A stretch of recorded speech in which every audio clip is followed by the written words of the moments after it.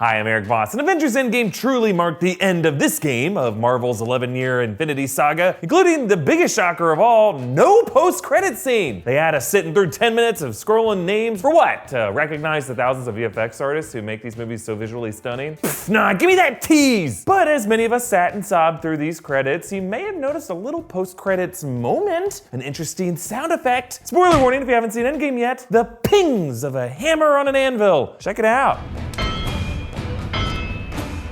This is the exact sound of Tony Stark in the Afghan cave of the first Iron Man film, hammering his first armored suit from a box of scraps in order to escape.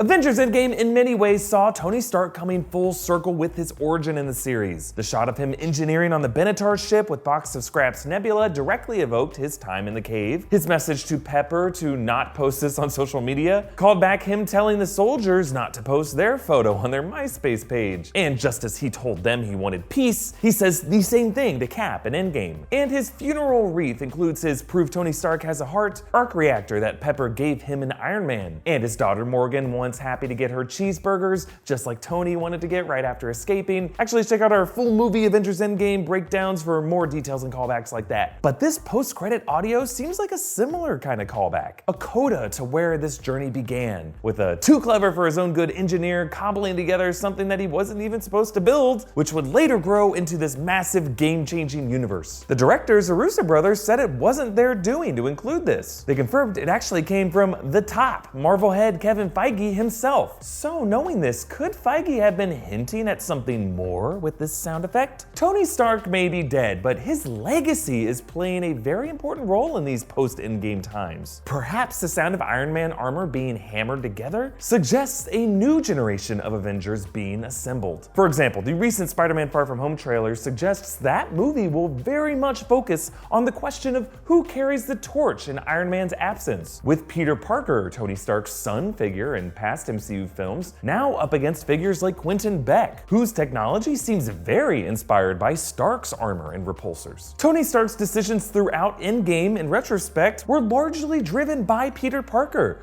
Looking at a photo of Peter led Tony to give the time heist a second chance, and he gave Peter that meaningful hug during the final battle. The Far From Home trailer also features Peter wearing Tony Stark's sunglasses from Infinity War and Endgame. Sunglasses with special heads-up displays in which Tony could have hidden a secret recording of himself to Peter, like the one he left for Pepper and Morgan at the end of Endgame. My dream scenario is that Robert Downey Jr. continues to return in Tony Stark cameos like this. Like maybe Stark recorded hundreds of little messages to inspire his loved ones and taunt his buddies. Like a post-mortem Tony Stark workout video for Thor to lose that melted ice cream gut, P3000X. So maybe this hammer audio is meant for us to look ahead to the next Iron Man that Endgame was setting up, Spider-Man, and how Far From Home will show him literally and metaphorically rebuilding and refilling Tony Stark's armor. But Peter Parker isn't the only Avenger operating Stark's tech. Of course, there's Rhodey, War Machine, who showed up in the final battle with a new suit that he found in the rubble of Avengers HQ,